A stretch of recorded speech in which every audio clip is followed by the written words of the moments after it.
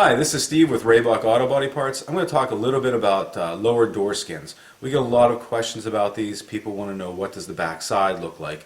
Is it flat? Does it have a little bit of a lip around it? And then how do you install it? So it doesn't really matter what the vehicle is, whether it's a car, a van, a light duty truck, an SUV, a heavy duty truck. The skins all go on in a similar fashion. So what I did was I grabbed one that we have here. It's from the rear door of a 99 through 06 Chevy pickup or a GMC, Sierra. Again, just for an example, so you can see what it looks like. Here's the back of the skin, and if you can see along the lower edge, there's this lip. It's about a ½ inch. Again, each of the lower door skins, depending on the vehicle, will look a little bit different, but they're all going to have a lip around the perimeter. It might be a little bit larger, a little bit smaller. But you can see this one has this lip, and on this other side it's very similar.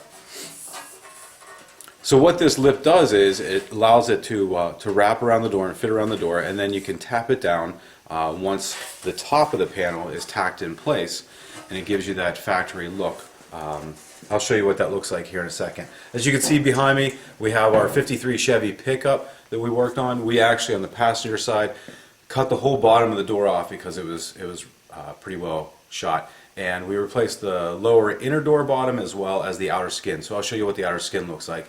When we put it on, we TIG welded it, and then we tapped around the edge just like you're supposed to, and then we just clear coated it so that someone could see it and see what the panel looks like matched up to an original body panel. And then you could also see kind of how the perimeter looks.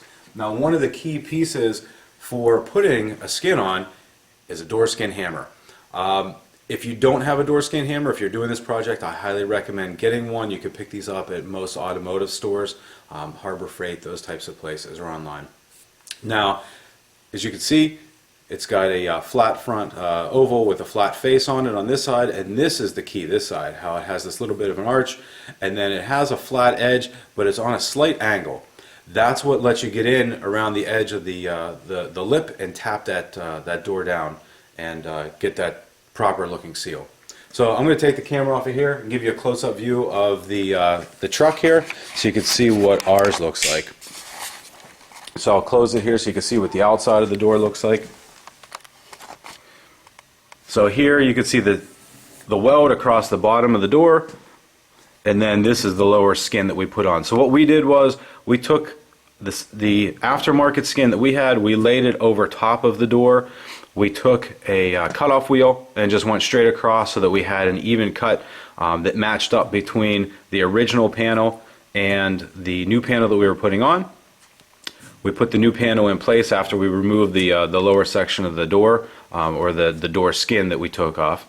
Put the new panel on, clamped it in place, put a couple of spot welds across it just to, or tack welds across it just to hold it in place.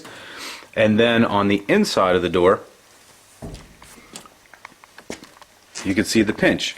So this, all on the edge, the bottom edge, is that lip that I was just talking about. You can't see it on the side here because the weather stripping's in the way, but there is one that goes up each side of the door, and then we have this one going across the bottom.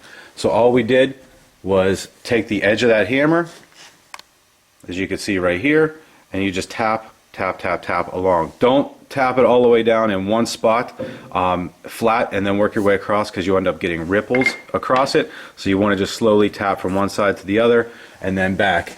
And one of the keys to doing this and making sure that you don't bend the bottom of your door, the actual door frame itself, is to put a backer behind it. So if you have some sort of like small hand anvil or even a piece of wood, like a block of wood, you can put that behind it.